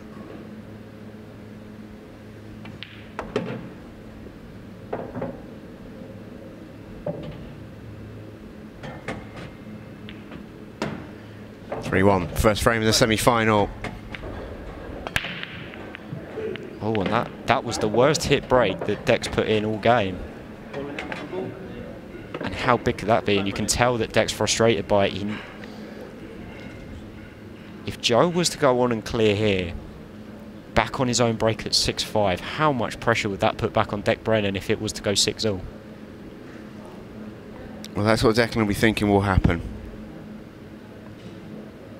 He will get another break for the match, that is for certain. It's a little bit short from Joe, that, but it's not too bad. He can still clip this in, but once again, just needs a very tight leash on this white ball.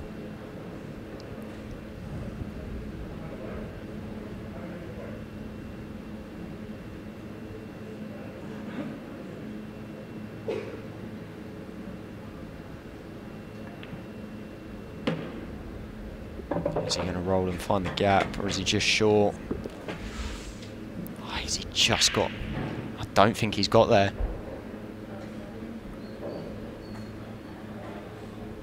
He might be in a bit of trouble here, Joe O'Connor.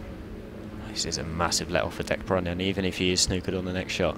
He definitely wouldn't have seen himself coming back to the table. Well, he's fine. No. Yeah. He couldn't get through. I thought for a second that he was playing the lower of the two reds, but that wasn't on. He's played an okay safety. It's a bit of a containing shot. Not left Declan direct sight of a yellow. As I said, it's one of them that Deck definitely wouldn't have seen himself coming back to the table here, so... You can just bend around this red, it will help him out a lot. Got to try and get this cue ball safe though. Hasn't managed it, and he's left Joe right in here as well, with that white coming back down the table. It's a good safety shot actually from Joe in hindsight. I didn't think there was too much to it. Seemed to be a bit of a containing shot, but as for what Declan could actually respond with, there really wasn't a lot there. Well, it does help obviously with the rules that you've got to come off and then hit the ball and hit a cushion after contact as well. That just made Deck's shot a little bit harder. But as I say, Joe's still very calm out there. It does take off a little bit of emphasis, the fact that Joe's potentially going to have to get this clearance done in 2 visits rather than 1. But if you're still in control, you're still in control, and Joe's still in control of this frame, which is what counts to him.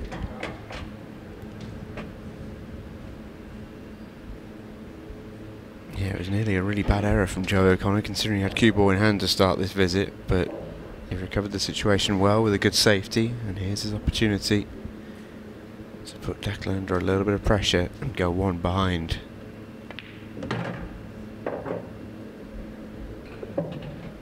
He's going to try and play the gap now between this yellow that's the right of the black and the red itself, just to kind of leave it down the rail. Just needs to get a good judgment of side on this. Doesn't want to get too much on it. Played that perfectly, needs a bounce. Yeah.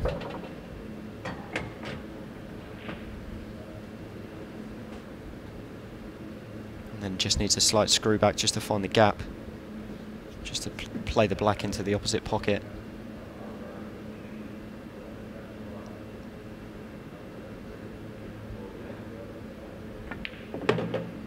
Well, in fact, has he tried to take it in the right middle? I think he has. I think so. A little bit too much angle, I think, to send it back for the 8 ball to the bottom left there. It's not too bad a shot, this. He's pretty good on it. It's for one behind.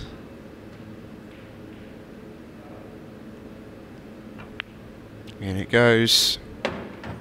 Heart the pocket from Joe O'Connor, and he's now breaking to go level and forces to a hill decider. Biggest break of the tournament for Declan Brennan. Well, he's been in 2 deciders already. What a good break. Oh, but there's the split's not lovely. He's not got a red. He's not got a red unless he takes on a very audacious plant, but... Well, look, you'd always rather be at the table first if you're going to have a deciding frame. But Joe O'Connor is not out of this yet. This is a difficult finish if he goes. He may not even go. And if you but ever, I think he probably will. And it's so ironic, isn't it? If you ever needed the drama, lo and behold, the one frame where the break doesn't end up good is the decider. 12 perfect breaks, well, yeah, 12 perfect breaks in a row, and the 13th is the one that happens to go off. Looks like he's going to go yellows here. Key shot, therefore, is the yellow next to the 8 ball, and then the 8 ball itself. Oh, but then you've also got the 2 that towards that bottom left as well that are stuck together. That I assume the lower one goes. Well, he's cannoned well, into it there now. you go. There's your answer. It didn't. He needs a nudge. He hasn't. Well, he's got the one to the top. Well, is that a big pocket actually? The thin one. The thin one along the rail. Does that go in off of the yellow into the middle pocket? That's tight. Very, very tight. But I'm not sure it does. That above angle, it looked good, but... Oh, he's got to play. He's got time. 15-second shot clock. It's always that transition that can catch you out, and Declan Brennan puffs out his chest with a big sigh of relief there. Now's the shot to break it out. If he gets this right, he may have 1 foot in the final. Oh! And it's got stuck to it. It wasn't quite a Cole Bedford reaction, but it was close. It's unbelievable, the fact that he's just stuck to that the way he has. Oh, and he's missed. Oh, that's disaster for Dec Brennan. Foul. Thumbs up to the table. Declan Brennan feels exceptionally hard done by. This isn't hard to blame him. This isn't over yet because of that black and red. Because of the way that Dec played the cannon, he's kind of stuck the 2 together. So Joe's got something to think about here, but I mean, Dec will be furious if he goes on to lose this. Yeah, it'll be a tough one to take. Joe will go straight into the 8 ball hit. Oh, in fact, kicks the red out from behind. That's a better shot. That's not perfect. It's not perfect. He's got a shot to play. Because he's right in between on this. I don't know if he can maybe sneak past and get the red into the top right corner. Doesn't look like he can, but this is a big shot now. Very big shot.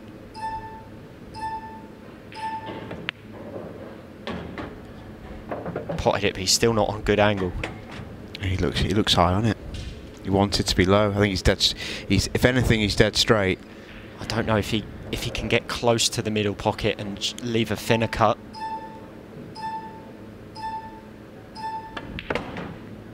Wow, he topped it off the black. Oh, what a shot that is. What a great shot from Joe O'Connor, right in the nick of time. Still needs 2 more, but I mean, what an effort that is.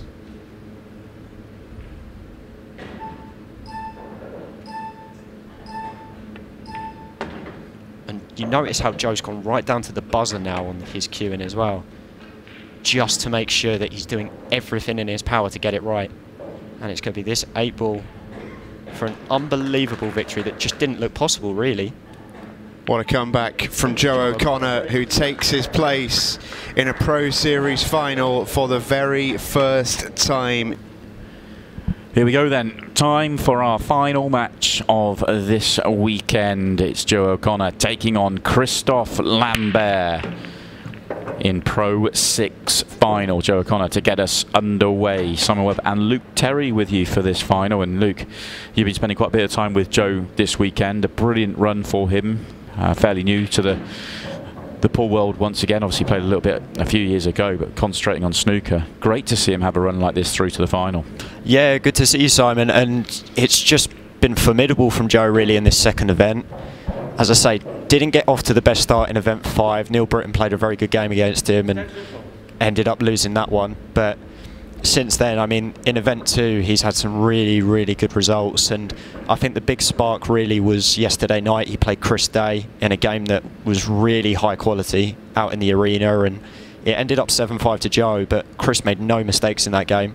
And to be fair, in the semi-final against Declan, there was a lot to suggest that maybe Joe wouldn't have been in this final, but he somehow found a way against a formidable Declan Brennan as well. And here we see him in the final. And Joe's going to be a tough player to break down for Christophe. I know Christophe's had a good run, but Christophe's going to have to be at his best if he's going to get a result out of Joe here, because I know how badly Joe wants it. Yeah, I commentated on the Christophe Lambert and Luc Zangi semi-final, and to be honest, Christophe wasn't at his best. You know, semi-finals are tense affairs, and he sort of played like that. It was a nervy performance from him. He obviously got over the line in that 6-red shootout. You do feel that Christophe's going to need to up his game to his best, but his best game is phenomenal. So fascinating to see whether he can do that or not.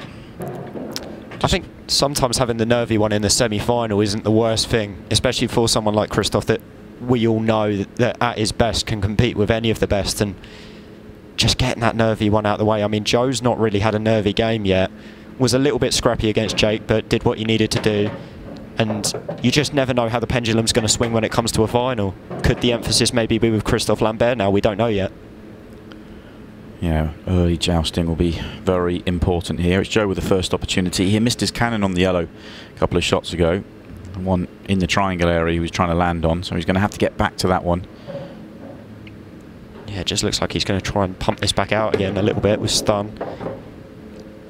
A little bit short. Yeah, didn't quite get through that, I think.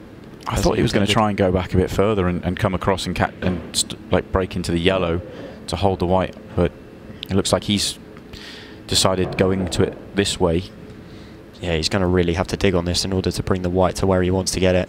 I think he may still be trying to cannon that yellow, but it's risky. He was. He could have just won another turn up the table, and that previous shot would have made things so much easier, but he's on this red very comfortably, and a nice path through to the 8-ball, so excellent recovery, you have to say. Yeah, it's not ideal, but if he can just get above that middle right pocket, or even below it, which he looks like he's going to top through on, then it shouldn't be an issue. Oh, it's going to stay on the table. He was trying to hold it, and in hindsight, maybe could have used the top cushion to bounce back out. It was just an awkward angle for him. So we're going to see Christophe at the table. Wasn't expecting this in the opening frame when Joe finished there. Well, that red just started to rock just as it stopped, so any more pace on it and it would have dropped. So maybe it was a little bit unfortunate for Joe, but this is now a very good opportunity for Christophe just to get himself settled. Yeah, I'm looking forward to seeing how Christophe plays here.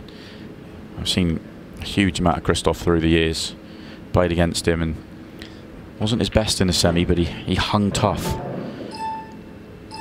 And if he flies here, finds his rhythm, this could be a great way to get off to a good start.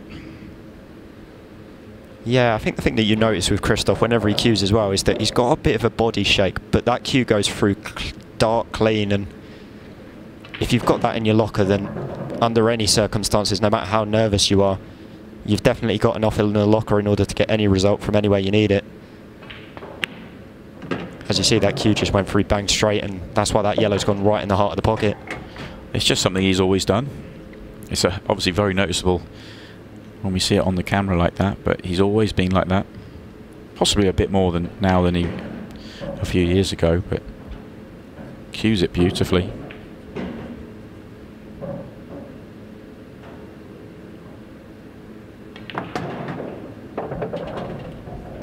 That's a lovely angle. He needs to be precise on this next one, but he has the angle to land where he wants to. Short side of these yellows.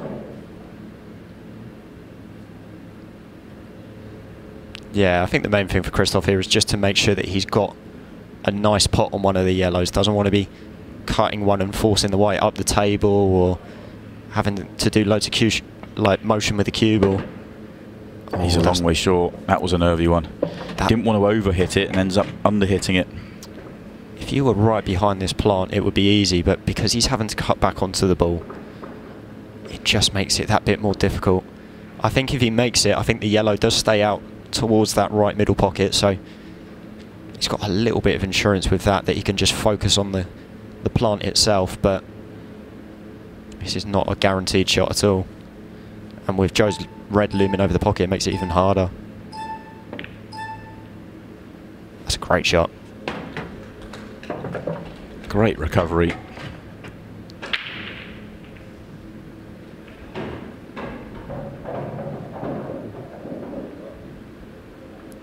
Still not as easy as it looks. This is a delicate pot, which is why he's just taking a few extra seconds, compose himself here.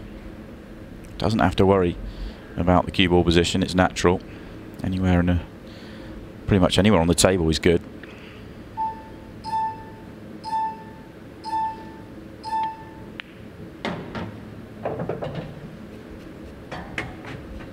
Yeah, very good from Christoph Lambert, it's got to be said. And I think the harder part was that he made the plant slightly harder for himself by digging down on the white as well to make sure he was holding it. And it's a very impressive pot that's given him this 8-ball and gets the frame on the board. The opening frame, both players get their opportunity. Oh, flushed. Absolutely flushed. Oh my God, but it's gone dry. Incredible. That may be the best break in terms of quality and power he's hit today. I mean, you just see the split on the reds. I mean, they split open like Moses part in the sea, and and in the end, nothing goes. And if Joe's going to strike, he needs to strike now.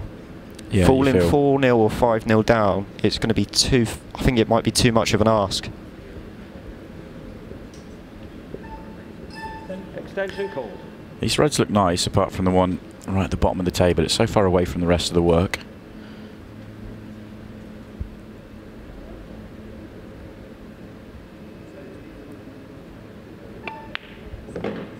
Red ball's in play. Yeah, and this clearance is all just about mapping your route. As long as Joe keeps a tight leash on this cue ball, then you're going to be fairly behind every ball you're taking on, which means that that red towards the bottom cushion doesn't become as big an issue.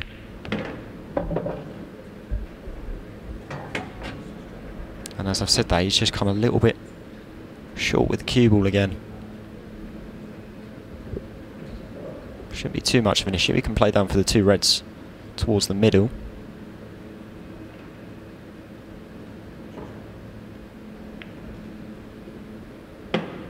Yeah, that's nicely played, especially if he's landed on the lower one as well.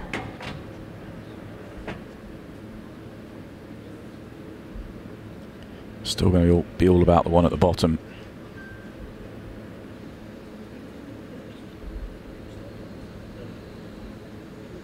Yeah, I wonder if he's just looked at that. He's looking at the red into the top left and pushing out the other one. Yeah, clever shot.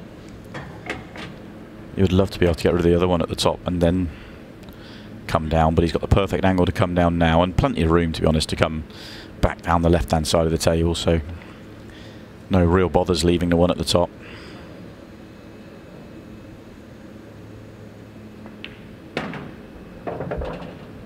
Doesn't want to be straight, he's fine.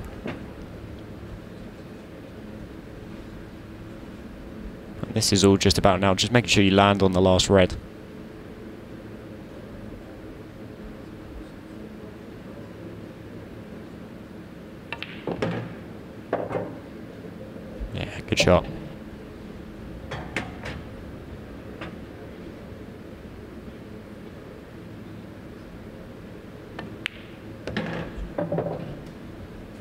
And this is important for Joe, just to make sure that he lets Christophe Lambert know that he's there. And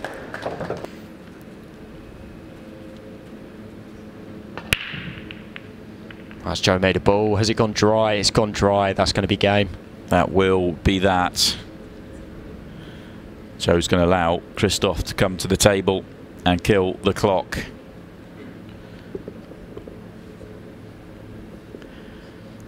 Got at least 4 pots available. He's got 4.5 pots available here, so plenty of time. All he has to do is drop them in, and we're going to see a French champion of Pro Series 6. Christophe Lambert finally going to get his hands on a title. And I mean, compared to his semi-final against Luke, this performance has just been so assured. His game management was, I mean, we obviously questioned the last frame, but his game management's just been unbelievable for this final, and really hasn't given Joe any opportunity of getting back within one frame. He's kind of just shut the door whenever Joe's attacked, and full credit for Christophe Lambert, the way he's played in this final. He's fully deserved this. But does he want to finish with a bit of a flurry? 10 seconds left. Don't think he's going to quite get it, but... And that will be that. Christophe Lambert is the champion.